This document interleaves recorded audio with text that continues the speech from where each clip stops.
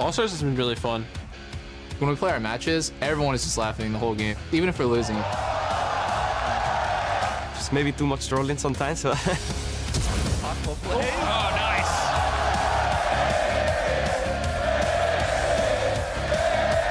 Our last game as Europe is gonna be against LCK. LCK has had quite a grip over League of Legends for a while now. That's not gonna be the case against me. Third proc. Oh, static shit, boys, popping him up. 암살자들이 많이 바뀌었거든요. 그래서 암살자 보드도 되게 재밌을 것 같고. 因为大家都是刺客嘛，然后所以没有坦克，这种卡一次就会玩得很开心。 As long as I just invade 24/7, like kill everyone, it's so easy. Yeah, against LP, I think we're gonna really try hard. Want to play against Uzi and Mata again because it was really hard to play against him at Worlds. Me and Bjergsen have like a special revenge to get.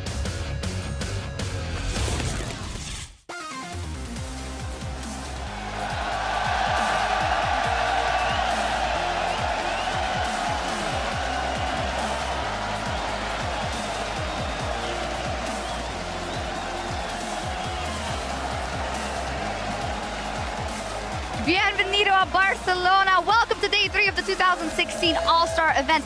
Coming to you live from Spain in a absolutely packed arena as we're at the halfway point in this battle of the elements.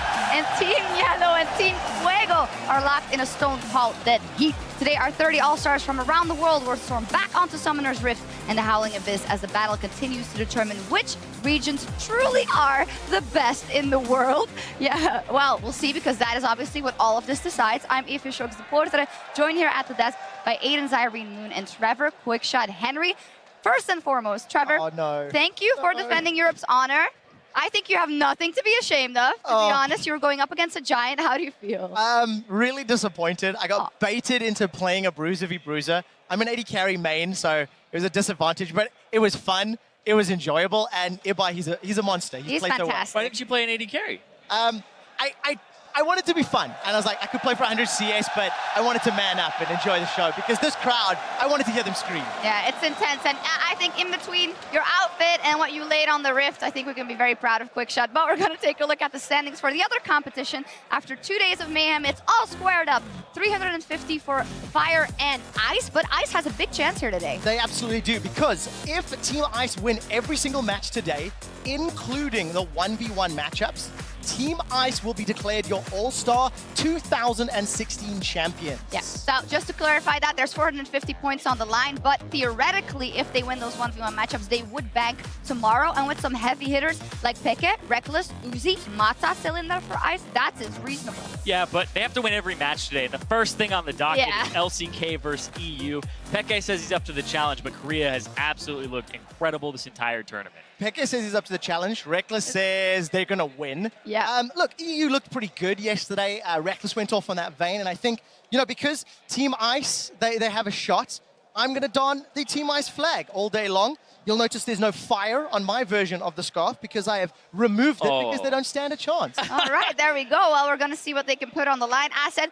LCK is 2-0 in the 5v5 battles. So I'm glad you bring it to this. We can be a little biased here. No, he actually sewed two biased. together. No, I did. I legitimately... Oh, you actually did? Yeah, he sewed two together. There were two scarves, but because Ice is so much greater, we've removed fire from the scarf. Yeah, that flew right over my head. That flew right over my head. Thanks for the clarification. A couple of other things. EU, they won their battle versus the GPL yesterday, and the GPL, obviously, they came out of the wildcard qualifier, but they have been pulling their weight in the 1v1s, just not so much on Summoner's Rift. Yeah, on Summoner's Rift, it has been really rocky for them, but the 1v1s, there are 7 players left for Fire. 4 of them are from the GPL, so only one of their members got knocked out of all 5. It's very impressive. The Vietnam guys, they know how to actually play those 1v1s. I've been watching them. They actually stand on the relic at 2:15 when it spawns. They know how to control it. It's very common there to actually have a 1v1 and to be like, okay, this is for our dignity. I'm going to 1v1 you, bro, after solo queue. The question is, does the additional practice on the 1v1 mode from the previous All-Star tournaments equal out the potential skill disparity? That's what we're going to find out in this next round of 1v1s. But when you look at all the big heavy hitters, Bjergsen and Double knocked out on day 1. Faker lost a mirror matchup yesterday to a support who came into the Well, tournament. not just any support. Who came into the tournament with the lowest win rate of any of all of the All-Star players. So it's been a topsy-turvy 1v1, and I can't wait to see the round of 16 take place today. Yeah, and in that first best of 5, we have a bit of history for the LCK squad as well, right? Yeah, and today is going to be a very interesting day because SK Telecom T1 announced that both Blank and Peanut are on the roster for 2017 as their 2 junglers. So unless something changes, this could possibly be the last time that Faker and Bengi play on the same team in a professional match. Yeah, it will be very interesting to see, and I'm sure they will put it all on the Rift, sadly, for our EU LCS boys. Let's take a look at what is in store this evening. As said, LCK versus EU All-Stars up first, and then one for all. That's going to be so fun. 1v1 tournament continues, 8 matches in the round of 16 today. LMS versus GPL, then Assassins mode, and NALCS versus LPL. I said 450 points on the line. What are your favorites? What are you looking forward to the most today? So I was really looking forward to the Assassin mode, but then I looked at the final game, and I was like, wait a second. The last time that Uzi played double lift, Uzi Smack Daddy double lift out of groups and into retirement. So I'm waiting for that rematch. I'm trying to be careful with the salt, but you're just boom. You gotta lay it all out there. I actually really want to see how well EU LCS does against LCK. We were talking backstage before this the show kicks off, and do you know the only team that's beaten LCK at an All-Star tournament was the European LCS All-Stars from last year? Are you kidding me? I framed that and hung that above my bed. Historically speaking, the only loss that Korea has suffered at All-Star is at the hands of a European team. And listen to that crowd. They're in our house. There are thousands of fans that want to see them lose. Yeah. We'll see what happens. I think the crowd is fired up, and we are about to jump into our first match of the day. Let's head over to the casters as the hometown EU LCS heroes face off against the mighty All-Stars of the LCK. Thank you very much, Shocks. Hello, everyone. Daniel C. Fedrakos here, joined at the desk by Martin Officio-Lunger and Christopher Papa Smithy Smith. For the first time. For the first time together. Now it's EU versus LCK. How you guys feeling? Pretty good. I'm a little bit sad because Trevor just stole your beautiful point about Europe beating LCK last year. That was definitely the burning hope. Is all right, history. You know, we talk about win rates, we talk about history. What I will say though is the crowd is electric here. We have a full house today, and the big fun thing about that, 2 most popular players here. Of course, the hometown man and xPeke, but you have to say Faker. You know, of course, one of the greatest players, the greatest player to ever play this game, is just a close second. Well, let's take a chance to look at some of those players. Starting off on the side of Team Fire, the LCK All-Stars.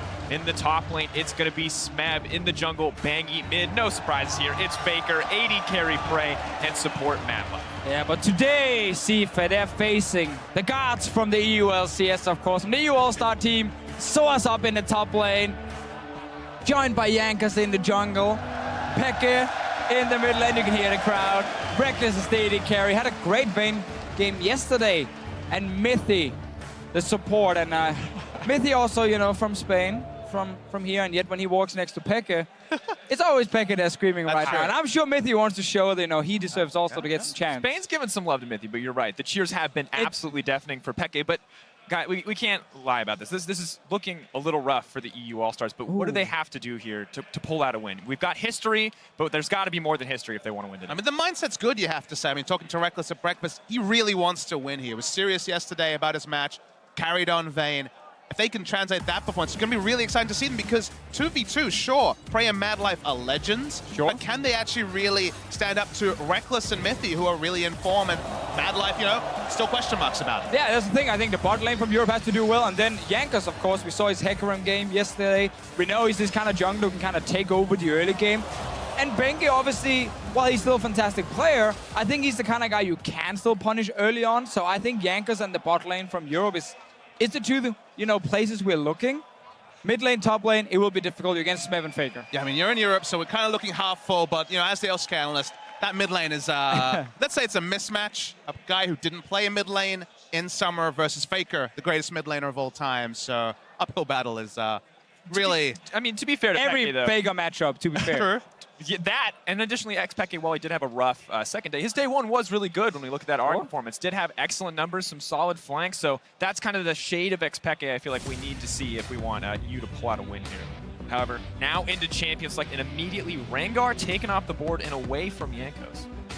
Oh, Jankos looked really strong on the Hecarim yesterday, actually making the ganks. He wasn't going for the power farming that you can with the new Krogs and the Raptors, so interesting to see that as the first ban, and wow, jungle focus here. All right, I mean, I guess they kind of agree with what we just talked about, Yankas being one of the guys we're looking at to kind of carry Europe through the early game here and get the big advantage. Rengar ban, I think that's just a respect for Rengar, because Yanker's never been like a massive Rengar player. Lee, of course, is his signature pick. Well, interesting as well, we have jungle being banned out on the side of Team Fire, but Team Ice is all about shutting down the mid lane here. So you can see where the team's priority is already pretty early in the big ban phase. You don't normally talk about trends in what is an invitational event like All-Stars, but Team Fire have been really prioritizing Nautilus. Nautilus first pick, Nautilus flex pick. The Rek'Sai is also another interesting one, because Bengi's champion pool has never been massive, and Rek'Sai specifically has been a really big contested pick. But the Nautilus up, Nautilus flex pick once again. Exactly, yeah. Flex picking, Mad Life likes to play these tank supports now. And I don't think Faker really minds these 3 bans against him. We know he can just play Victor if he wants to be super boring. And you call him a tank support. Remember, he's also a hook support. Mad Life has known for the Mad Life. So what about the Town Kens yesterday? Lick support? I got nothing for that. Move on. Okay. Look, Officio, it's not about what happened yesterday. Focus on the Kieran now. Yes. 3 years ago when he played a lot of Thresh. But, you know, maybe it could be hooks versus hooks in the bottom lane. I know we're not supposed to talk about hoverovers, but please someone play Blitzcrank. I think we're gonna see a fairly serious pick and ban phase. Again, we might get the Blitzcrank in the 1-for-all mode. We saw that last year at least. This first rotation, we've seen a lot of Rek'Sai come in, especially when Lee Sin is being banned. We know Yankees likes to play it as well, unless he wants to really carry. And that was the thing. The European players yesterday, they said, you know what? Not, you know, boring tanks top. No tank junglers. No, let's play carries everywhere, and they're doing the same again. And look, they're actually thinking about junglers. What will they land on? Yankos, smile on his face. I think it is going to be the Elise as well as the Kennen locked in. Officially, you just said it carries a lot of damage potential already early on. And it's definitely a takeaway pick from Bengi, one of his comforts. Bengi has talked about this tournament as kind of like a job interview for him. He's another one of these players like Mad Life looking for his next place. Will he show us a Bengi pick, or will he be like, no, look, I'm still spry. I may have 3 world championships, but I can play the Hecarim. I can play something crazy. Knowing Bengi, it's going to be standard, but we can hope. Let's get the famous Bengi in Italy, 100% win rate. It's never been defeated. No, You've been doing your research. I know. I copied your research. Okay, let's look at these win rates here. Oh, 100%. That's impressive. He's never lost. No, never lost on that champion. Might just be something like Olaf, still a good matchup into Elise. Olaf is still good in this meta, alongside 10 other junglers, because the jungle is just really, really strong right now. When was the last time you could say there was upwards of, let's say, 6 junglers in the meta? It feels like there's always been that pocket, you know, like the Triforce, the Triangle. It's crazy to think that there really is that many viable picks. Well, Olaf, of course, being one of them alongside the Ezreal. They're teasing us again every time with those hoverovers, not the Kled. Ezreal now locked in for Prey, and,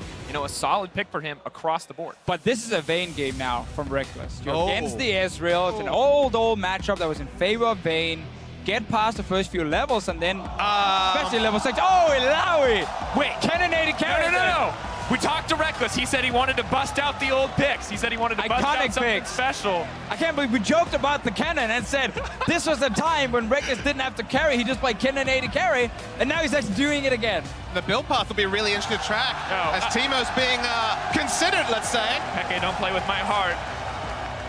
All right, let's talk about what they do. We have Alawi and Kennen on the same team. Is this just the dream combo setup? I've never got to cast an Alawi game, never played in Korea. What about the wildcard factor? Because there's literally never been a top-level professional game of Alawi in Korea. See, I actually had a point prepared about the Roman Empire and Chaos style and everything, but I'll do that in-game because these picks here are surprising. You know, that's how you try and beat the organized, fantastic killing machine on the side of Korea here. Mad Life might be the guy ruining the day for Europe and just picking something like Janna.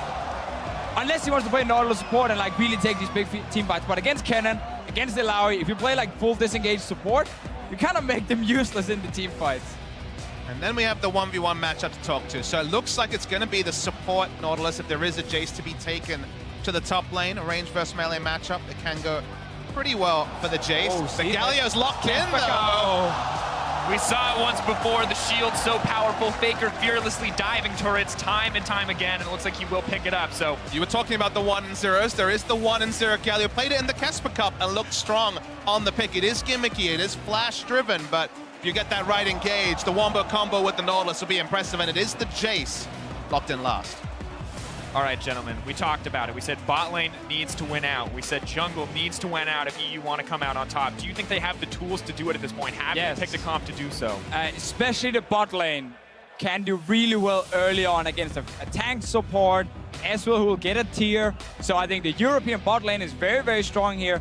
Jungle matchup is fairly even. Yankos, of course, can gank a lot on the Elise. Top lane as well, Ilawi wins so many matchups. She's such a strong laner, but problem is she often gets camped and then she becomes useless. And is Jace one of those matches? Because Jace has been the oppressive top lane pick.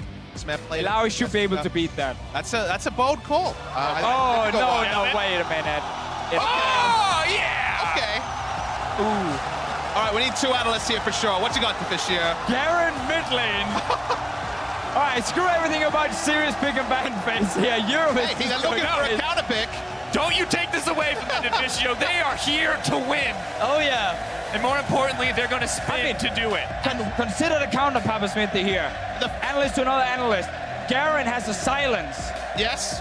Galio can get silenced, interrupting the wall. So the big story there is Udyr and Garen were the kind of the 2 picks way back when that were the automatic cancellation of the Galio ult. Because if you had the bear stance or the silence props, of course you go in for an auto attack when you're taunted and interrupt. So the interrupt is there. The tick damage won't be as useful because the W will heal through it. But you know what the other fun thing is? Faker and solo queue in Korea always bans Galio, Gangplank, Garen. Those are the 3 picks that are the first in the Korean alphabet at the top of Champ Select. And hell, we got 2 of them in the mid lane. And this is smart scouting by Europe. Clearly Faker is afraid of the Garen. It must be. There's no other word for it. This is the counter to Faker. It is the Garen in the mid lane from xPeke. He's been sitting home thinking about this. Look at that steely look on the face of xPeke there. He knows exactly what he's doing. Well, if you believe in the steely-eyed gaze of xPeke, you can tweet at LOL Esports, #IceWin. But if you think Faker and the Galio pick are going to carry this one home, #FireWin.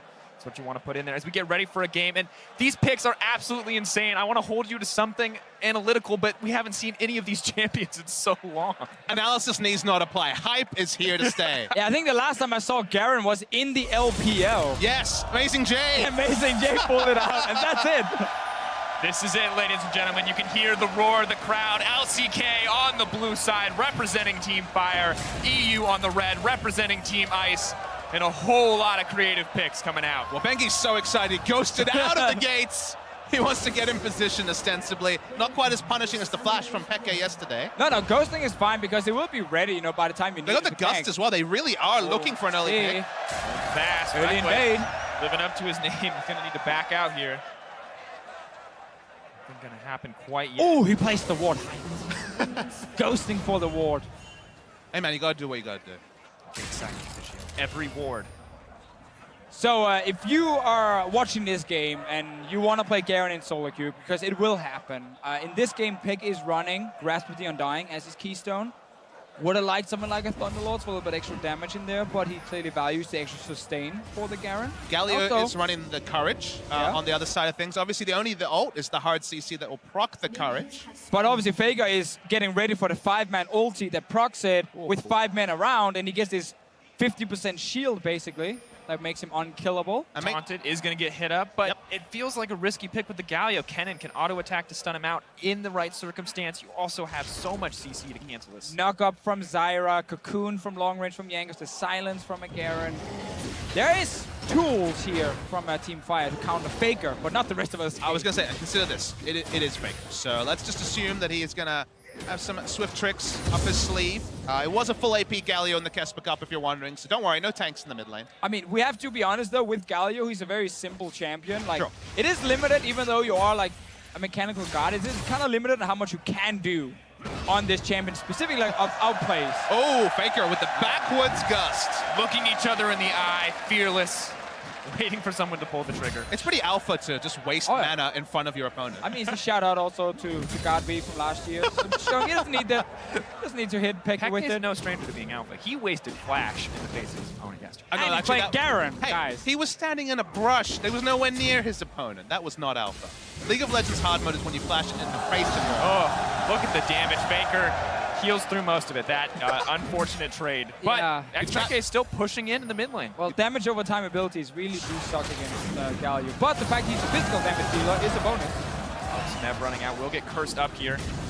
I mean, you say that, but it's worth noting is double AD solo lane. Exactly. Reckless does mostly physical damage. Will, of course, have some magical damage as well. So not sure how big that'll be. Ooh, Jungler's potentially meeting here. Oh, he actually left before he got to see if Bingo's there, because he's aiming for the gank in the bottom lane. A lot of CC from Europe. He's sneaking in. Remember, these are the guys we highlighted. These were the ones we need to carry early on. Mad Life feeling mighty cozy, but here comes Yankos. Keep your eyes on that red buff up and available. Look at Mad Life. Look in. Does get the first flush shield. He's going to back off. It's a lot of damage. Flash to safety. Goes up. Comes down. Yankos with the first blood. Red buff taken down, but now he's in trouble. Faker on the way in. It's going to be the ult. Not the ult, the teleport instead. Reckless now getting cut down as well. This is disastrous for Team Ice. Mithy trying to make the hero play, but Banky is just too tanky. Flash takes him to safety, but the axe, will it find him? xPeke there to back him out. Will be escorted out, but it's a 2-for-1. They didn't respect the teleport from Faker. It's worth noting. The Faker can sometimes be very much second to the roams. Yesterday, Wayless was making the big roam plays. They're gonna walk back into lane. Sure. Caught up by xPeke. The ignite goes down. Faker's in trouble. He's going to heal up a decent amount. True damage is there. Garen spinning to win. The ice mark comes out. Mickey's backing up as well. Banky silenced. Locked up. There's decent damage. Red buffs on both sides. He spins in. It's the double. Garen's back, boys. Are you kidding me? We're watching Peke on Garen against the LCK All-Stars, and he's just picked up a double kill. Hey, man, spin to win. It's pretty simple, but it works pretty damn effectively. And this is what happens. He didn't have the teleport to be bought, but he had the ignite for kill pressure. And this looks like kill pressure to me. Great timing, silence first, so the shield doesn't come up from Faker, and then he just spins around him with enough damage. And now Banky, obviously, no flash to get away with the ghost from him. And Peke gets the kill with style. Looks That's the even more best beautiful. way to get a kill. Looks even more beautiful in slow motion. Take the chance. Hashtag EU mids. Busting it out. Of course, is going to itemize the phage early on. Will make it easier to stick to that target. But meanwhile, checking in on the top side of the map. Soaz doing okay in the trades, but not doing so hot in the CS department. And you just see no Alawi inquiry, at least on the professional level. It's not a massive pick in solo queue in any region. So very interesting how Smab navigates. Well, it is a lane bully in Jace, we have to be clear. Yeah, and it is a pick we've seen, you know, in the West quite a bit. North America played a little bit. Europe has played it quite a lot. For like 2 weeks, basically. It was a thing for 2 weeks. And then everyone was like, oh, actually, never mind, if I get camped, it sucks, so I'm just not going to play it anymore. But we had players like Chachi who loves to play it, and now Swords obviously picked it up. Curious to see what Soaz will itemize. Of course, Chachi knows that early death dance, but got to keep our eyes on the mid lane, because Peke, as long as he has that red buff, just keeps trading into Faker, but without team there to back him up with the ignite to burn him down, not doing a whole lot. Yeah, now it is very difficult as a melee champion in the mid lane to, like, chase someone down and actually kill them early on. Peke might have to start roaming and go to some of these side lanes. Europe's team here, when it comes to diving bot lane, is going to be insanely strong. Boy. Elise, Garen in, that's like instant kills on an AD carry. Banky's top lane, though. Ghosted. Fight on her hands. Soaz is level 6. He can look for the outplay. Banky, take it low, and bye. He's just a tourist here in the top lane. He saw the level 6 and he was like, nope, I know enough to know that does love damage. Raw power of Loud, of course, still terrifying. You can shut her down. Always has that turnaround potential. Prey picking up the honey fruit on the bottom side.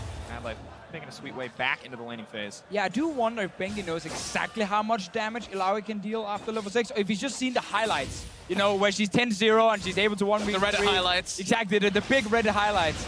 Because when you actually play against it, yes, her damage is crazy at level 6, but it's not one-shotting you this early on in the game. Still, he might have spotted Yankos on a ward as well near the top half of the map, and just decided to play it safe.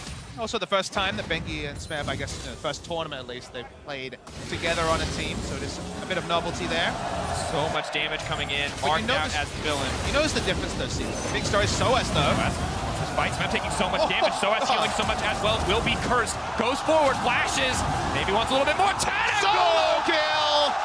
And that's how you deal a lot of damage. You're 1v1 here, there's no jungler for Soaz, so this time he can just pop the ulti, and Smeb took a lot of extra hits from the tentacles, and he goes down. Soaz may have been knocked out of the 1v1 bracket, but still getting his opportunity to 1v1 on the top side. But Peke, it's a similar story. There's 3 members there. I don't know if he wants this fight. Goes in, still alive, knocks down Demacia onto Bangy. Mad Life is next, and Ice is taking control. So many curveballs, but they're all working at least early. Chaos style, baby! Chaos style, well, that is your region, of course, but this worked also, it's worth noting, for LPL yesterday. Scaling is going to be a very interesting question, but may not be relevant if they can keep finding engaged like this. It looks like a 1-for-3, 1v3, but Ice is coming right into the fight. Just enough damage from both Zyra, Cannon, Elise, and then Peke with the ulti. Now we talk about the bot lane dive. TP looking used. at this Faker's teleport. very safe. He can tax the bot lane now. There you go. Classic. Didn't actually get the castles though. He was nice enough to just allow Prey to last hit them. Good guy, Faker. Many players cancel the GP. Faker stays for the farm. Slightly different strategy overall, but EU about 1,000 gold. Mythy having to flash to safety though, respecting the engage potential. Things so far looking good. Looking bad for Faker though. Garen in the bush. This is the classic. Haven't seen it since Season 3, and now Peke running for his life, but Mythy's here to back him up. All goes in. No silence on the Garen. They're going to take that one down. Peke now running for his life. He's going to get hooked up. Peke set to fall, and that's a shutdown onto Faker. Fool me once, shame on me. Fool me twice, shame on you. The big story there, and what we saw in the first trade, was the silence got so much value. The W came on late, and Faker just got chunked out. This time, silence was prepped. Every time he face checks, needs to have that on his mind, and they want more. They've already got 2 kills. They're looking at Reckless. The minion wave's not where it needs to be, though, so they're going to back away, at least for now. Bliss going forward, getting aggressive, does have ultimate. Is he going to use it? Yes, comes out, getting aggressive here. Prey trying to heal up the minion wave. The minion wave hitting him as well. Reckless, can he get this flash forward? Is he going to be able to grab it? Oh! Yeah, he got it! 1-for-1 in the end, but now Fire moving onto the tower. Well, Reckless knew more members from Team Fire were coming to the bottom lane, and there's no way out. Just had to try and take down Prey with him. Yank is in the top lane. Acceleration gate Tags waiting him as with long the as slow. possible. They can't look for the dive. Does hit the CC. There go the tentacles, and now it's a party under the tower. Soaz, one final smack to take him down. Yeah, now the Illaoi is getting fed. So fed. Smet made that mistake before. Yes, Illaoi will not one-shot you at level 6, but if you stand in the tentacles, you will die, and he did. Peke is chasing Mad Life. The classic Garen Nautilus we often see. Really, when we look at this matchup, I mean, another round of spells ult will kill Mad Life here. Silent. And Faker will be there. Doesn't have the ultimate. Nope, Duran not quite available yet. Bangy on the way in. No mana to spam the axes. Peke have to play respect here. Prey on the backside. Peke maybe something going in. Plan's going to slow a little bit. Out comes the ultimate for the disengage. They get frisky. A lot of low health bars. And we've seen Peke a few times now jump onto Faker after he got that kill. Only problem here for Garen is the animation when he's casting the Q to land that silence is sadly for Peke is slow enough that Faker often can just start shielding himself. Yep. And then the next, spin to win thing doesn't really do that much. So whenever you see these trades, always look for like the Q first from Peke and how fast Faker gets up the shield. If the shield is up, Peke can't really get him low enough to actually kill him. I had the pleasure of talking to Double Lift on the Allstar yesterday during the game. I was talking about 80 carry builds. We see a BF sword in the itemization for Cannon, and his idea was basically IE into Shiv, IE into Hurricane, you're ready to go. Yeah. Do you think we'll actually see Infinity Edge Cannon here? Yes. Because the build right now is so powerful on Zero Sum? Yeah, I definitely believe we will see just BF now, and then now you go for your Hurricane. Hurricane's a Cannon special, exactly. Right? Being able to get the W procs. You sit on the BF, you get your Hurricane, then you get Infinity Edge, and maybe later you can get something like Blade of the Ruined King if you want that for the late game. But you also will need some sort of defensive item because there is quite a lot of champions here who's going to dive towards the backline of Europe. Of course, gotta respect the potential for the flash engage from Faker. Flash a little bit of ways away, but Isle of Durand up and available. Additionally, the Olaf fearlessly can run in there. A lot of CC, but it's just not going to matter to him.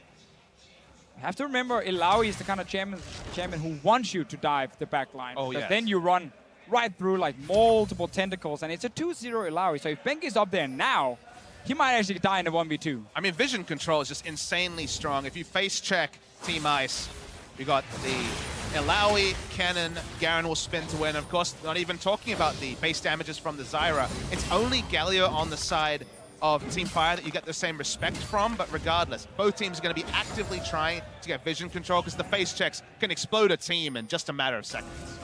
Of course, mid lane relatively even in terms of pressure, at least at this stage. xPeke picking up those waves, but Bangy and Mad Life are moving into the jungle. Just gonna look to throw down some vision of their own. Clear out some of the vision that Ice have so diligently set up, and right as the blue buff spawns. Well, this might actually be bad for LCK because the rest of Europe is moving in. Mythy not hitting the snare. Peke now taking quite some damage in mid. Blue buff Galio can just keep spamming away, and Faker Getting aggressive here, not afraid to tank up the tower shots. No, he's pretty tanky already. Garen, obviously he's not the best scaling champion in the game. Nope. You need an Infinity Edge if you want some sick damage late game. There is some synergy though. Very good at proccing the Black Cleaver that he's already rushed down. So as looks like he's going to be picking up one as well. So they will be able to do armor shred for both the Illaoi and the Cannon to do some good damage. Nice rotation from Fire. Garen exits lane and first tower of the game going to go to LCK.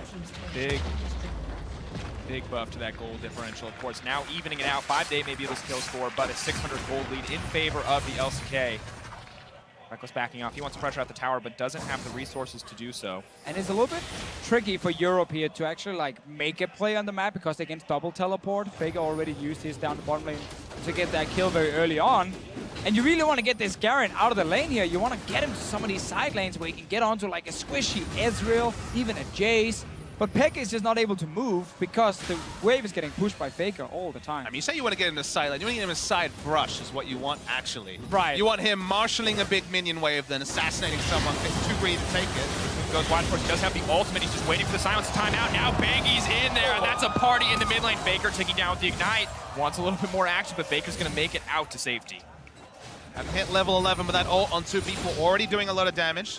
Poking on Faker, but poke damage will only heal him up. So another all-in to take down the Galio. And another situation where the animation of the Q from Garen is just too slow, so Faker gets up that shield, stays alive, and Bengi obviously there to make sure they pick up a kill. And Europe putting a lot of focus on that mid lane. Not something that we talked about early on. Didn't expect to see so much focus. Of course, didn't expect to see a Garen either. But Prey now in trouble, but the TP coming in. Faker, of course, no ultimate available.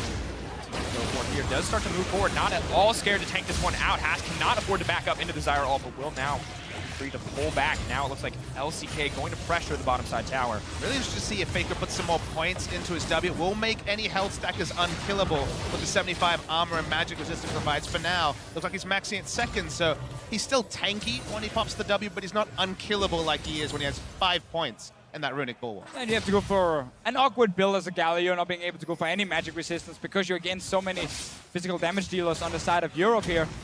Top lane is still going lower and lower because Soas is just like hammering away on the tower, and he can kill Smep if he wants to now. Pretty fed Ilaoi. Sadly for Europe, they're not able to kind of speed up the game right now. I mean, I was actually surprised he was able to teleport in the face of an Ilaoi with the 2 AD items so confidently as the squishy Jace, but it worked out so far. He does have the item advantage, as Soas hasn't been able to shop. Level advantage. Soas going to use the ultimate here, wants to throw down some damage. Jace pulling back, but pulling into enemy territory will be cursed up. Tentacle's going to slap. Tentacle's going to spawn, but a tower's dropped meanwhile on the bottom side of the map. Bengi is on his way up. Smeb, can he live long enough to get his jungler into the fight? Garen is there as well, but Soas, got his eyes on the prize, and Smeb with the fancy footwork going to live, at least so far. No ult for Soas. Pekka is coming, so is Jankos. Garen moving in. Is he going to get anything? Gets the minions. Worth it for Pekka. He gets the minions on top side. Soas almost taking down Smeb again up in that top lane, but bot lane tower did go down. LCK 2,000 gold lead now. And the question is, how much does Garen do if you start losing inner turrets? Even once you lose your outer turrets, suddenly there's a lot less space that you can really guarantee is going to be unchecked. And then suddenly the Schrodinger's bush situation with the Garen becomes more and more predictable. I mean, how much is Ilaoi, Garen, and AD Kennen really going to do when Wait, you're put a behind? number on this one, Mark. Come on, Deficio. How much are they going to do? Basically nothing. If they fall really far behind. It is still okay for Europe. They have some good first items. They're only 2,000 gold down as this is one team fight, and then it's an ace for Europe, and suddenly, it's a Baron. Just predicting what's going to happen in about 5-6 minutes. Beng is coming top lane again. Oh, Soas got caught out on day 1. It looks like day 3 will be a similar story. Pulling back, Test of Spirit does get denied. There's no ulti sadly for Soas, just a few seconds. Doesn't connect. He's trying to bait him in. Beng is so afraid all the time, also because Europe is coming again. Collapse onto the top side a lot. This is the wombo combo potential we talked about in Champion Select. On Bangy, they're going to go forward. Bangy, can he hit the plant? Can he make it out? Doesn't look like it. Yes! No! Gets knocked out mid-air. Reckless. Cutting him down. Fire, falling a little short there. And Peke's already on the bottom side. What is LCK's next move? A lot of these turrets here are very low now. Faker trying to go for Pekka. Realizes he doesn't want to go into the rush against the Garen. Just going to keep running this one out. Does do a lot of damage here. Has the blue buff. We talked about this before. It's going to be a long, slow teleport. duel. Ignite does go down, trying to deny the healing. Faker, who's on the way in. Soas is here. Prey is here as well. There's not any CC. Want to get more damage, but not enough.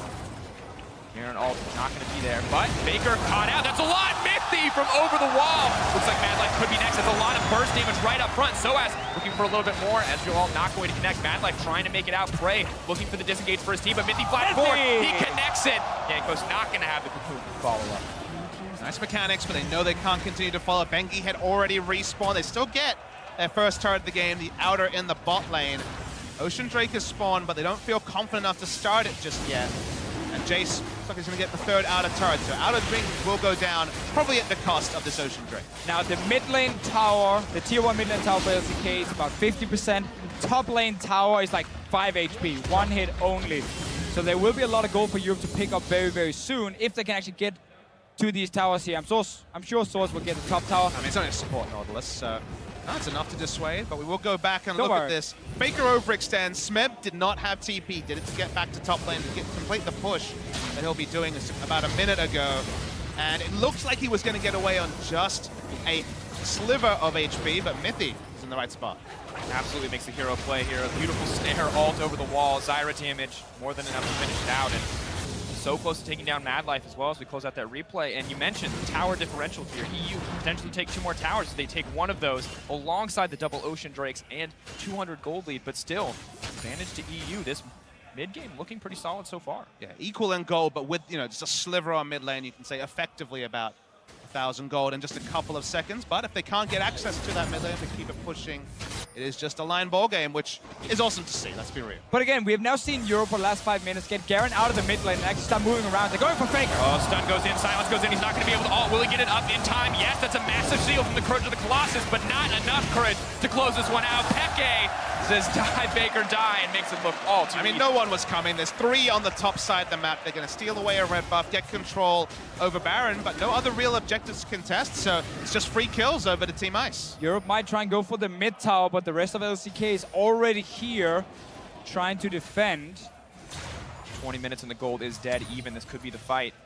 It shifts it back into the favor of either one of these lineups. Ice backing off, Fire backing off as well, not picking this fight, instead turning their attention to the top side. Yeah, Source got that tower with the minions, did decide to stay around, tried to go for that 1v2, but... Yeah, didn't even catch this one, so it was a 1v1 across the map. Of course, a lot of pressure now on the top side of the map. Smeb continuing to push out despite his early struggles in lane against the Alawi, at least with the support of Yankos. Not really amounting to too much at this point in the game. There'll still be some very, very explosive minutes now.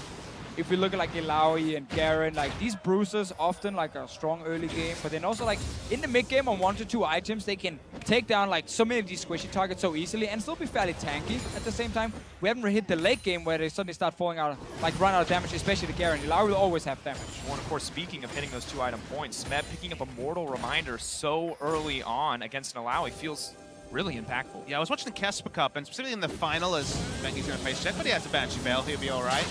Specifically in the final, against Poppy, his build was very similar.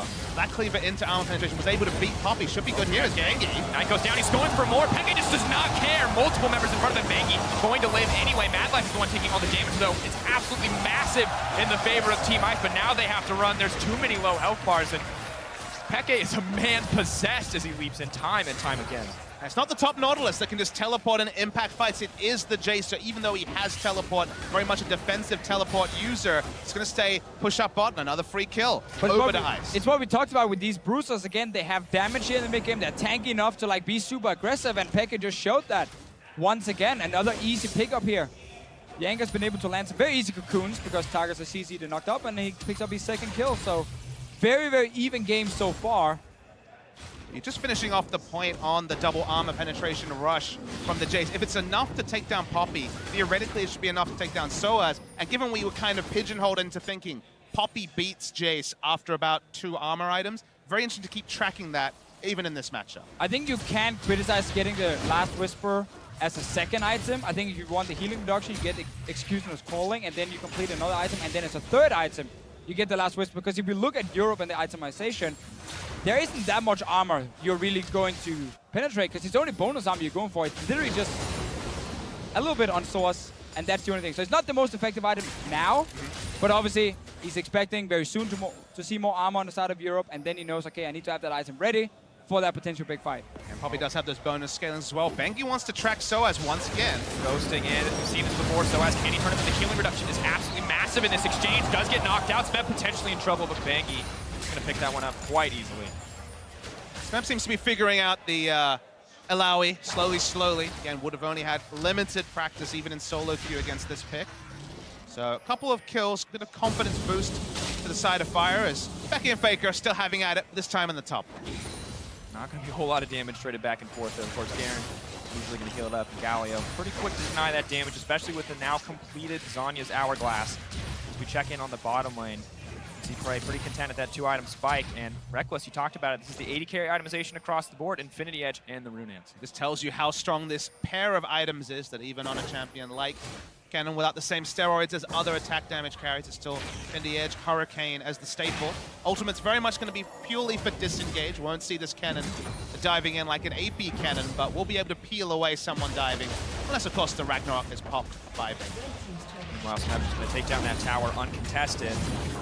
He's not willing to give up the resources to stop him, and now he's going to get a blue buff as well. And now with obviously Source completing that Randuin completely, and Smep just focusing purely on the 1v1, the Last Whisper is going to do a lot of good for him against a Source. Won't really do anything against the other 4 members, but I don't think he cares because they keep just ganking Source and taking down fast enough. And also they're ganking Faker as well. Moving forward, Jankos does land a Cocoon. I don't know if they have enough damage, but that's a lot coming in from xPeke. It's safely under the tower. TP coming in now. They look like they may extend the fight. Will be fully completed.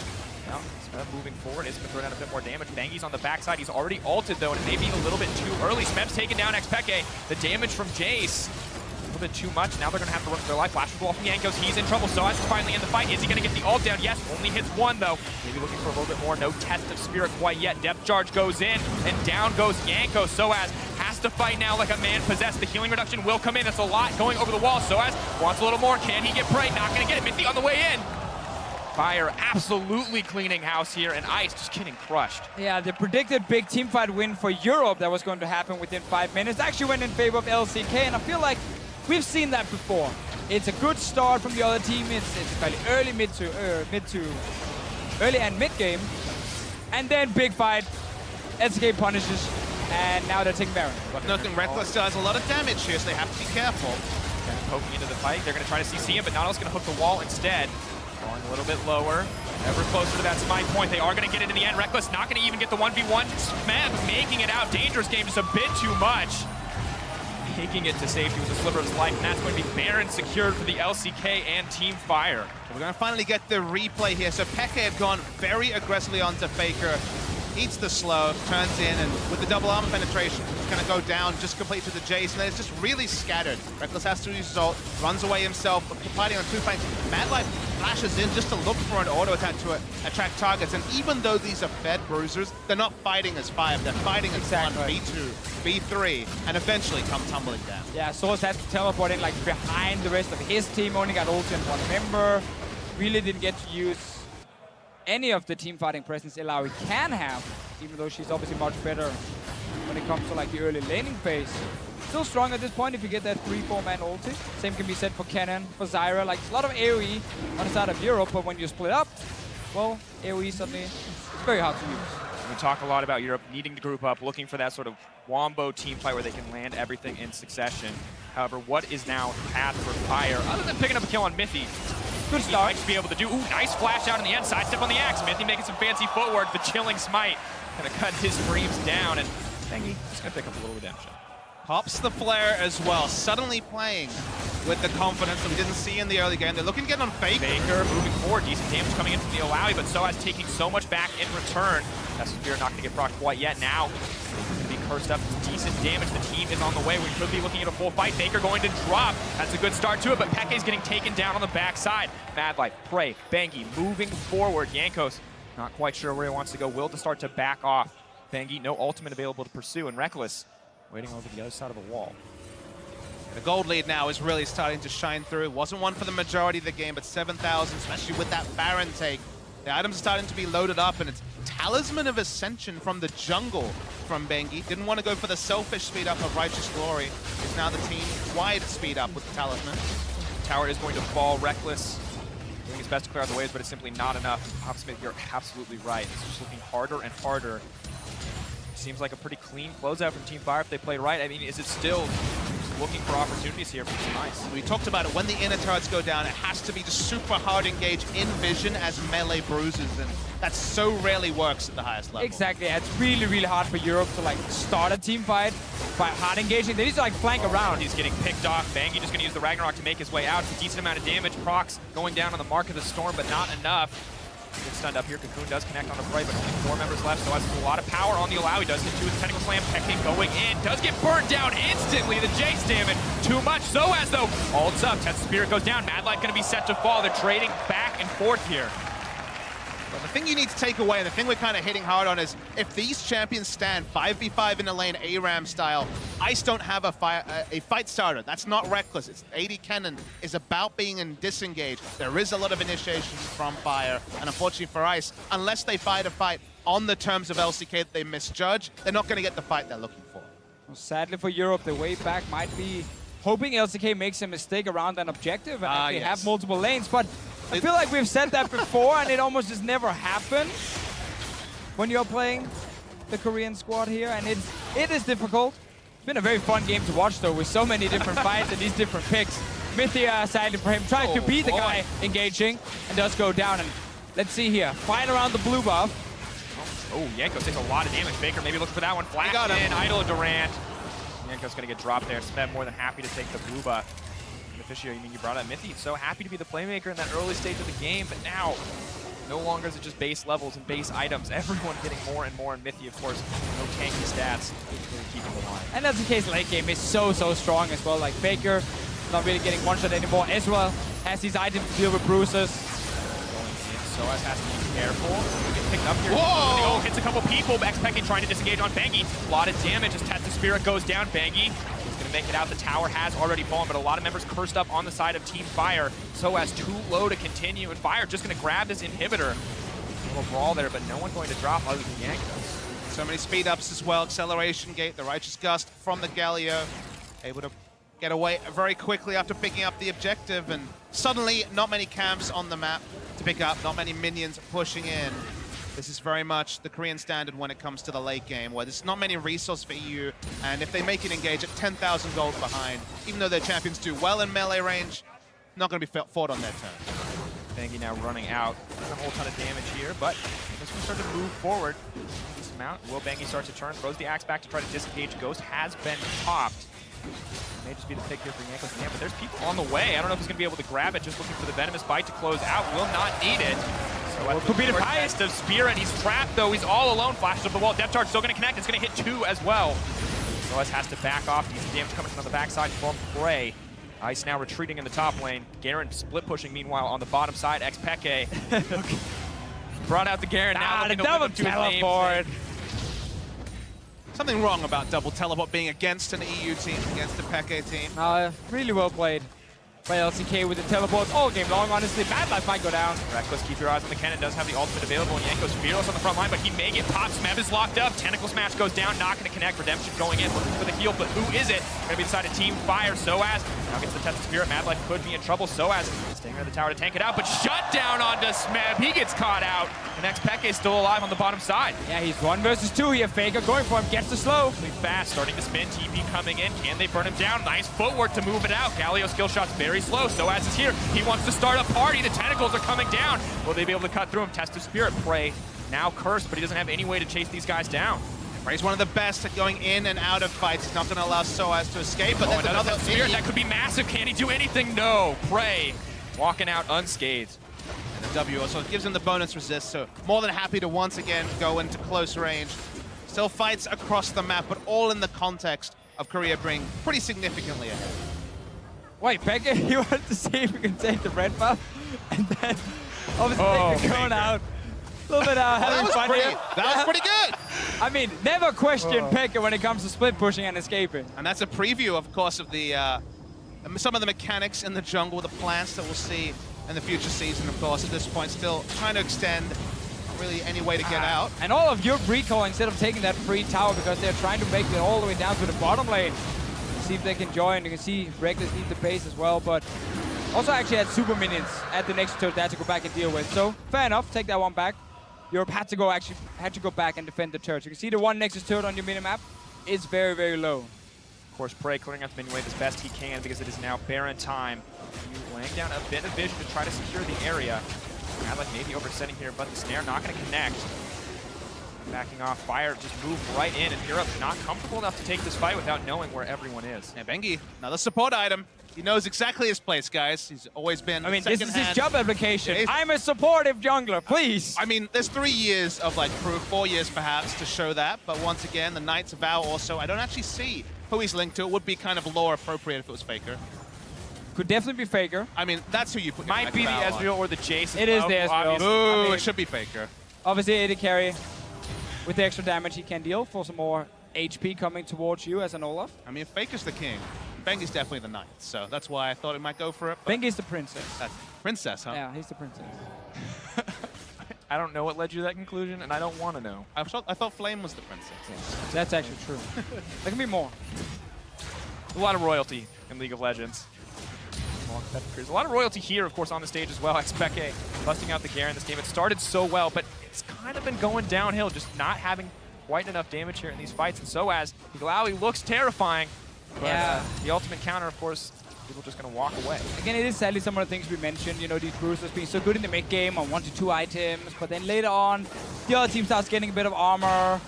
It gets really, really difficult then to kind of burn through all of it and take down these fights, unless you get that big 5-on-5 team fight where all your AoE works. But LCK is not going to give you that fight. May not find the opportunity. Prey, though, will find the opportunity to take the blue buff here. Baron remains. The big objective on the map is you holding on to dear life at this point. An 8k gold differential, 35 minutes in. It's 2 dragons to 2 for the Mountain Drake for LCK. Makes that Baron all the more threatening, as well as the insane amount of AD threats between the Jace and the Ezreal. When you move away from the mid game, you know, once you get a couple of items for Prey, he's Ezreal, he's slippery already. He's got the Blade of the Ruin King now. He's always been a counter pick to picks like Aurelia in the top lane just because he is that mobile AD carry. So just closing the distance on Prey and killing him instantly, hard to do. So as caught out once again, healing's reduced, and that means he's going to get popped instantly. Too much damage, not enough armor. Lord Dominic's as well as the Mortal Reminder. He's not going to find anything there. Now Mithy, the one in trouble, does look for the ult to disengage, but may get caught out, does sidestep in the end. Shock Blast going to take him. Baker looking for the 2v1 in the meantime, but Peke going to grab another kill. Redemption comes down. Not going to save anyone. Prey goes on a rampage. I say worth for Europe. They killed Faker. You're going to lose your next anyway. Might as well take down Faker another time. Commanding early game coming in for Europe in a few close, scrappy duels, but once Fire finds the lead, once we get out of that mid game, it is LCK who've been able to find it, close it out with confidence. Rekkles with one last desperate play, but Jankos gets popped. Rekkles is next on the menu, not even going to make it into the spawn as the ace comes out from the LCK. Team Fire looking to pick up 100 points here. And Korea reminding us why they are on top of the world. An all-star lineup crushing through each and every other region. Yep. Korea, not like we ever forgot it. I mean, I don't think there was anyone. I forgot for about 30 seconds when xPeke got that Garen double kill. Very true. We had a brief moment where we were like, oh, this is it. Just like last year where Europe took them down. Nope. LCK, 300 points obviously picked up by these guys in these regional clashes. Yeah, picking up the slack of some of the struggles that Team Fire actually has had in the fun modes. The fun modes have gone pretty much over Team Ice, and they're in a really good spot also to win the 1v1s. The shorts being repped. Anti-shorts feels appropriate. The bruisers were played in that game. Funny story, all players from the EU team got these shorts here, except for Mithy. And I'm actually not sure why. He was the only one who didn't get them. There's an interview question. Yeah, Dash later. I really don't know why. Mithy, why didn't you get the shorts? Well, he's distinctly warmer than the rest of the members of Ice. There you see. There you go. Black Pants and Mithy. But at the end of the day, of course, an exciting match to watch. So much fun with all these unique picks. Oh, yes. A little less fun when you have to watch the Galio tank turret shots for about 30 seconds there without taking Ooh, the pants cam. Look at him legs. Oh, looking fresh. Team coming out on stage, as promised. This is the catwalk, guys. The crowd going absolutely nuts. Mithy really wish he had the shorts now. It's one thing to be the only guy in the shorts, it's another thing to be the only guy without the shorts. Yeah, Jankos will shave his legs as well. Anyway, apart from that. LCK taking down Europe. I think a lot of people expected it. Crowd is still cheering for xPeke in Europe. I mean, home turf still had a really exciting game, a couple of hype early game plays as well. I mean, you got to give props to Team Ice. They're like, it's going to be a hard battle. We're going to try something new and see what happens. I thought we'd get more of this at All-Stars, honestly. I thought we'd get more of the kind of fun picks, you know, going for interesting things with Korean players actually on the crowd now, doing about just as popular as their European counterparts. Always great to see. Of course, all-star talent across the board. Faker, Smeb, Bangi, Prey, Mad Life as well. All-star casting talent? I mean, by definition, we are at All-Stars. Yeah, yeah, we are actually here. So no need to toot any horns. That's true. I'll take it. I'll take the opportunity. I need it. I'm not going to. Pick me up for today. All right. Look good. But of course, looking ahead in the day, Team Fire now taking the lead. Pretty important for them to get this one going. Especially because Team Ice has 9 players left in the 1v1 tournament. Team Fire has 7. 4 of the LPL players obviously left, actually looking very good in the 1v1. And 4 of the players from the GPL as well, of on course, the side of Fire. On the other side, but I think Team Ice there can pick up quite some points. So yes, Team Fire needed this one. More game modes later today. The 1-for-all is 50 points, of course. That can matter a lot in the end because coming into today, they were dead even in points, both Team Fire and Team Ice. And while the players, of course, are here to have fun, and they say that, they always add in, but we also kind of want to win. It's pretty fun to win, to fish here. Of course, Reckless, especially a guy who's like, oh, in the 1v1, in the 1v1, he's like, look, I'm playing Canada. We're gonna give the people what they want here, but in 1v1s, I'm all about the W. I am all about finding that win. Of course, getting a chance, of course, for the interview to set up on stage. But in the meantime, I mean, defining moment so far for All Stars is both EU and LCK play their last full 5v5. I mean, Garen getting locked in. I was about to say. That's a defining moment for any tournament. As well. You know, the Garen fans out there, the Garen one tricks and solo queue wait for so long to see their main on the big stage. They probably don't watch LPL, let's be real, but they get it at All-Star. So that's pretty cool. Just reminds me of that gif of Amazing Jay playing Garen. Yeah. Spinning in real life. Not doing Disappointed we didn't see it at Worlds from Amazing Jay. Maybe next time he's there. Defining moment as well, 1v1 tournament. I think the Yasuo versus Yasuo, Marta Fager was fantastic. Also watching Ziv versus Smeb, where Ziv is like winning the matchup and then he walks into tower and takes 2 shots. You're just kind of like, what? It's like one of the best top lanes in the world. What was that? I think at this point between the Garen, all we can do is hope for more highlight moments here at All-Star. But in the meantime, we're going to throw it down to Dash, who's on stage with the LCK top laner. Thank you very much. I am standing here with Smeb as well as Homan, who's going to help with some translations here. It's almost impossible to know where to start with this match because there was so much craziness, but let's go ahead and start in Champion Select. What the heck was going on there? We had an Alawi, a Garen, a Galio, all kinds of nonsense. 정말 말도 안 되는 경기가 펼쳐졌는데 어디서부터 시작할지 모르겠습니다. 우선 챔피언 픽부터 좀 여쭤보고 싶은데요. 가렌, 일라오이, 그리고 갈리오 등 정말 말도 안 되는 챔피언 여러 가지 나왔었는데 어떻게 된 일인지 말씀해 주세요. 네, 저도 모르겠었어요. 그러니까 챔피언 픽 시작하고 이제 1, 2픽까지는 좀 정상 픽인 줄 알았거든요. 근데 1, 2픽 이후에 막 이상한 픽을 하는 걸 보고 아 진짜 이거 준비했구나, 재밌게 게임 하겠구나 하고 저도 좀 신나 있었던 것 같아요. I myself am also very confused. For the first 2 picks, we thought they were going rather normal picks, but then starting from pick 3, I was utterly confused. And okay, they prepared for this. It's gonna be a fun match. And overall, I think it was very interesting. Oh, it was very interesting to watch, to say the least. Of course, you did have Jace, a slightly more normal pick, but you were up against Alawi. Alawi, not a champion that gets played in Korea or really in any region very often. How did you expect that matchup to go, and did you kind of get a sense of it more as the game went on? 이제 스맵 선수는 비교적 정상적인 픽인 제이스를 골랐지만 일라오이는 아마 처음 상대하신 걸 거고 일라오이 픽 자체가 여러 지역에서 잘 안 쓰이는 챔피언인데 이제 경기를 시작하기 앞서서 어떤 생각을 가지고 시작하셨는지 그리고 경기를 진행하면서 점점 일라오이 상대한 법이 좀 익숙해졌는지 말씀해 주세요. 네, 일라오이 픽을 이제 좀 뭐 랭크 게임이나 그럴 때에서 이제 좀 많이 만나봤었거든요. 그래서 제이스라면 이거 손쉽게 이기겠다 생각을 했었는데 제가 이제 솔로킬 한번 따이고 그때부터 이제 정신을 바짝 차리고 했던 것 같아요. So I did play against Laoi a lot during solo rank games, so I thought it'd be pretty easy with my Jace. But after I got solo killed, it was my wake-up call. Okay, this is real. So after that, yeah, I had to play more seriously. And of course, the entire EU team there was standing up there with their awesome boxing shorts on. Was that at all intimidating for you to step up against this team that was sporting that attire? 또 특히나 이제 유럽 팀의 그 반바지 차림이 매우 인상적이었는데 혹시 그러한 유럽 팀의 모습에 좀 위화감 느끼고 좀 그런 긴장감 느끼셨나요? 아니요, 그 긴장감을 이제 악수할 때 알았거든요. 그래서 네, 악수할 때 알았던 것 같아요. 그 바지를 입은지. I just noticed that they were wearing shorts while we were doing the handshake. So until then, I wasn't intimidated at all. All right, but there, they sported that. I know you have a pair yourself, so maybe we'll get to see you in those some other time. Of course, now I want to look ahead to the 1v1s. You're going to be up against Reckless later today. You just played against them here. How confident are you in those 1v1s and making it to the finals for Team Fire? 그 나중에 스맵 선수 반바지 입은 모습도 꼭 봤으면 좋겠네요. 그리고 다음 이제 1대1 대회에서는 레클레 선수랑 붙게 되어 있는데 얼만큼 자신이 있으시며 그리고 결승전까지 올라갈 그 자신이 좀 있으신 상태인가요? 아, 네, 뭐 사실 뭐 자신감도 있긴 있지만 좀 이기더라도 좀 재밌게 이기고 싶은 마음이 커요. 그래서 어떻게 하면 재밌게 이길 수 있을지 많이 고민 중이고 레클레스 선수를 이긴다면은 다음 경기가 아니면 그 프레이 선수나 마타 선수로 알고 있는데 레클레스 선수를 이긴다면 결승 진출은 할 수 있을 것 같아요.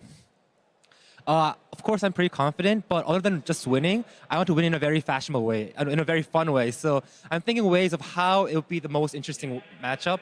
And if I beat Reckless, I think my next opponent would be either Mata or Prey. And considering that, I think I can go to the finals if I beat Reckless. Oh, that's what I like to hear. Maybe something tricky up your sleeves. Once again, Smeb and Home in on the translations. But Team Fire moving ahead, 100 points in the standings. Back to the desk to break down that game. Thank you so much, Dash. An absolutely wonderful interview after an absolutely fantastic match. And to make everything fun, maybe everyone should get shorts like that and sport them all the time. I think that would be a lot. You guys as well. Yeah, my legs would not look good in those shorts. I'm sure they would. So they talked a lot about the pick and ban. We're going to take a closer look. Zyrene, you were quite happily saying, well, hey, EU LCS, they seem like they have the right ideas for the composition of LCK. Yeah, I mean, there's all this stuff where it's like, you totally know, planned, probably. no coaches, stuff like that. They didn't have a coach on stage, and this was brilliant. Yeah. I thought that this was so good because the Garen into the Galio forces the Galio to build armor, wants to build the MR. Also, you silence him. It's almost impossible to get that ultimate off, and you have to wait for the Garen to go through that silence first. And he's going to build Black Cleaver, so the armor you do build, it's even less effective. You know what's even more impressive? I was listening in a bit when they were trying to think of this. And yeah, okay, we can't give Faker X and Z's champion, and that's what they did. But they didn't really have any other strategy. Just the veterans coming up with this on the fly. I was a little unsure about the picks, and after hearing some of Zarene's reasoning, you know, I got a little bit more supportive of it because that early pick, Ken and Elise, you heard Smeb. He's like, hey, we thought they're going to play serious. They lulled them into a false sense of security. They pull out the surprise switch at the end, and for about 22.5 minutes, EU were in the lead. They played well. They played aggressive. I'm not quite sure what happened after that because I stopped watching. Yeah, a lot of team fights didn't go very well. You know, the TLDR. Let's focus on the good. Let's focus on the good. How's this doing for you? Hey. Let's focus on the good. Let's show you the perseverance of the Garen mid lane strat brought to you by Acer because he was popping off, especially in the beginning versus that Galio, and it started all the way at the bottom lane first with the first blood. Yeah, this was actually really well played here, Jankos. I love that he threw the cocoon out as the hook was coming through, so it guarantees that you're going to hit the Nautilus with it, but then it actually just turned around. It really does. And you've got to remember that LCK were running a double teleport composition. For the first 20-odd minutes, they were actually using those TPs to counter aggressive fire plays very well. But what ice plays rather, but what I did like was seeing how xPeke as well as Soaz then altered their play style and actually used decent baits to get themselves a couple kills. Peke, he just kept going for Faker time and time again. Yep, the Ignite on top of it as well to cut the healing from the Bulwark. He took that Summoner spell, and I actually was a little bit confused by some of the builds in this game because when you're that far ahead as an Alawi, you should actually, when you have the Phage, don't go for Black Cleaver. You have a Garen on your team. He's going to spin and do the armor shredding for you. Get a Trinity Force. Kill the Jace. Do a ton of damage to that Ezreal when you actually get in range. Build something like a Death Stance a little bit earlier. Randuin's Omen wasn't really that great of a pick either because of the fact that they didn't buy any crit. No, they didn't. And you know, the early armor pen from Smeb's Jace, not super valuable, but when you saw how Smeb and Soaz were trading in the top lane with that Alawi, you talked about being a little confused by those itemization points. The LCK were hella confused by Alawi. We've got a couple of clips here of just how Soaz was handling the Alawi because it really felt like Bengi was terrified of that champion. Wouldn't you be of those tentacles? In a few minutes, Bengi's actually going to do a flyby. He comes in from behind, gets a perfect setup for a 2v1, and Bengi ran straight past. I did like how Jankos actually double-teamed with Soaz multiple times. Peke roamed up there a little bit later. The problem was, it didn't translate to a tower, it didn't translate to anything more. This right here, the reason that Soaz actually gets this kill is he uses the ultimate as Smeb is using his E, and Alawi ultimate you can't be CC'd during it. So people will use it when like Nautilus Ultimate is in transit, you dunk, and you actually can't be CC'd during that. So as also, and I like that you talk about the itemization, so we know at least if we start playing, we should do it better. I think it also proves that it wasn't a genius strategy that they had come up with before. They did kind of go with the flow and pick these things, and it didn't necessarily think too much about these specific item paths. And they were in the lead until 22 minutes. I mean, this is the depressing replay. This is where I'm going to temporarily get pissed off. The expected replay. Yeah, pull the replay up because this is exactly what won the game for LCK, for Team Fire. Look at the minimap. This is the most important thing. Soaz is a year and a half away from getting involved. Peke, Jankos, and Reckless, they just dive way too deep to try get Faker. And this is messy. I think Tafisho said it best. Team Ice had a lot of AoE, but you cannot use AoE when you're spread out. Exactly. Yeah, they just yeah, they overcommitted for no reason whatsoever. Kind of going too crazy in the chaos of everything, I do think. Yeah, so as there as well, he missed his Test of Spirit. Test of Spirit is an absolutely necessary ability to land your E so that your tentacles automatically flail with the guy for you, so you don't have to use the W every single time. Yeah, that was a pentakill waiting to happen. Yeah, because if he hits an E, he has the R to avoid the CC. Trevor. Yeah, it's unfortunate, but one loss. One loss. One loss. Okay, so it's 100 points. Now, I've been taking a look at those 1v1s, which are coming up later in the day. Ron OP from the GPL is taking on Peke. Levi is taking on Wales, formerly God V. And Optimus is taking down Uzi. Team Fire loses 3 people in the next round. Team Ice, 1v1. We've got All-Stars. Yeah, we do. Somebody else thought but you did take off your scarf, so there's not going to be any flip-flopping with the on and off with that one. We are going to Vamoose, but don't go anywhere. One for all and all for one. After the break, we'll be having some fun.